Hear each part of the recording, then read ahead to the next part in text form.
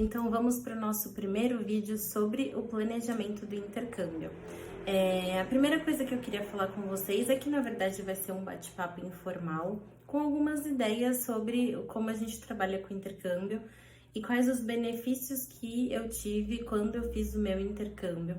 Eu fiz um ano da minha faculdade de turismo, que é o que é a minha formação em Madrid, na Espanha, num intercâmbio que era pela universidade. Então foi um ano letivo que realmente eu fiz fora e que depois, quando eu voltei para o Brasil, eu fiz a convalidação dessas matérias. Acabei me formando realmente nos 4 anos, justamente porque era um intercâmbio em parceria da Universidade da Espanha com a Universidade aqui do Brasil.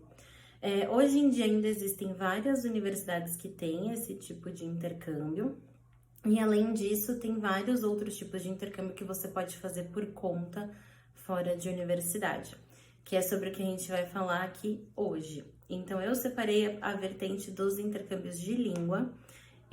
Hoje em dia, aqui na Ulicina, a gente tem intercâmbio de inglês, espanhol, italiano e francês, qualquer uma das 4 línguas em vários lugares do mundo.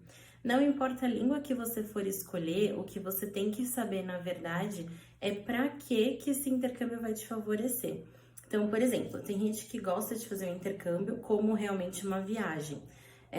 Eu não tenho companhia para viajar nas férias, eu sei que se eu fizer um intercâmbio de 3, 4 semanas, às vezes 2 semanas, eu vou conhecer gente fora, não vou passar minhas férias sozinhas, então eu quero ir para aproveitar e estudar e viajar ao mesmo tempo.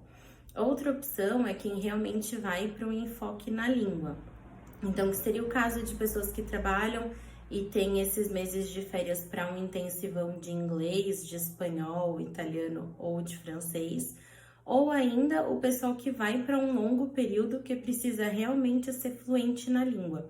Que seria o caso de muitas pessoas que saem da escola ou que tiram um ano sabático e resolvem realmente mudar a percepção que tem de vida, ver o mundo por uma outra ótica e tudo mais. Eu separei alguns pontos pelo que eu acho que é crucial todo mundo fazer um intercâmbio. Todo mundo, quando eu digo, é todo mundo que quer fazer um intercâmbio, porque não necessariamente você quer fazer um intercâmbio. Tem muita gente que não quer, não gosta e não se adaptaria. Em contrapartida, tem muita gente que quer, que gosta e que super se adaptaria, mas não sabe por onde começar. Então, eu separei primeiro os principais benefícios que fazer um intercâmbio pode te trazer. O primeiro deles é independência. Então, se você mora com seus pais ou se você ainda mora junto com outras pessoas numa casa, você sabe que quando você fizer o intercâmbio, isso vai acabar. Por mais que você more numa casa de família, você vai ter os seus deveres, vai ter as suas obrigações, coisas que geralmente aqui no Brasil a gente não tem, porque as famílias são mais tranquilas e costumam acabar assumindo muitas responsabilidades dos filhos. Então, isso a gente aprende muito quando vai morar em outro lugar. Não necessariamente fora do Brasil, como até quando a gente vê o pessoal que sai de casa para fazer faculdade em outras cidades. Seria mais ou menos essa comparação.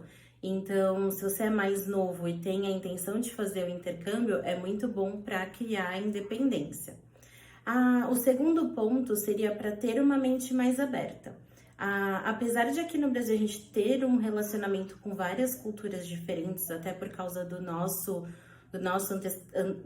antepassados e do pessoal que veio Japão, da Europa, da África para cá, ainda assim a gente vive num mundo bem fechado só nosso. Então, o intercâmbio é muito interessante para você aprender outras culturas e ver que não necessariamente só o jeito como a gente vive é o correto. Eu, aliás, desde que fiz esse um ano de intercâmbio na Espanha, acho que muita coisa que a gente faz aqui no Brasil é bem errado e que deveria ser diferente. Mas a gente joga aí conforme o jogo e não tem o que fazer, né? Tem coisa que até hoje, 10 anos depois, eu fico me perguntando, meu Deus, por que é assim? E vai ser assim pro resto da vida. Sempre que você se deparar com alguma coisa que você acha melhor em outra cultura do que na nossa, você sempre fica se perguntando por que a gente não muda. Mas, como a gente sabe, é cultural, não tem o que fazer. O terceiro ponto seria a obrigação de lidar com situações totalmente desagradáveis e não ter praticamente ninguém para te ajudar com isso. Então, se você compartilha o apartamento com alguém e você não gosta dessa pessoa, ou a pessoa é porca no seu nível de entendimento, ou, por exemplo, você precisa resolver alguma situação, você ainda não sabe falar a língua direito. Tudo isso, infelizmente, a gente vai ter que fazer de forma independente. Mas o melhor de tudo é que a gente consegue. No final, vocês vão ver que vamos dando um jeitinho. O bom de brasileiro é que a gente fala mais que a boca, então você vai falar mesmo sem saber a língua e você vai dar um jeito de resolver. Mas isso é uma coisa que geralmente aqui a gente não precisa fazer, porque tem muita gente que acaba tomando a frente de um problema para resolver por você. Outro ponto muito importante, ainda mais para quem é jovem ainda e ou o pai banca tudo ou vive de mesada, é saber administrar o dinheiro. Normalmente você vai ter um valor mensal que, enfim, ou você vai levar com você durante a viagem, ou o seu pai vai mandar aqui durante o período que você estiver fora, e você vai ter que administrar esse valor mensalmente. Isso pode parecer bem banal para quem já é adulto, mas para quem está na transição de escola para a universidade faz muita diferença e é uma ótima forma de você aprender a realmente administrar o seu dinheiro, que você vai estar num país diferente, com uma moeda diferente, que o dinheiro não chega tão rápido, então realmente você não pode correr o risco. Isso vale sempre que a gente vai fazer alguma coisa fora da nossa zona de conforto, que no caso do intercâmbio é totalmente fora da zona de conforto de todo mundo. Então, vocês vão amadurecer muito e a diferença realmente é notória. É até estranho porque quando você volta para o seu país de origem, você percebe que às vezes você mudou muito em comparação ao que você era e as pessoas com quem você convivia e convive continuam iguais ao que ela era. Isso acontece realmente por causa dessa inserção em outra cultura.